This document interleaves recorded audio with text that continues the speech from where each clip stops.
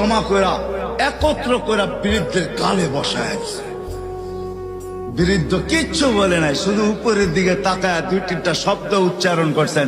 শব্দগুলা হলো ইয়া মান লা তারাহুল উয়ুন, ও আল্লাহ চোখে দেখায়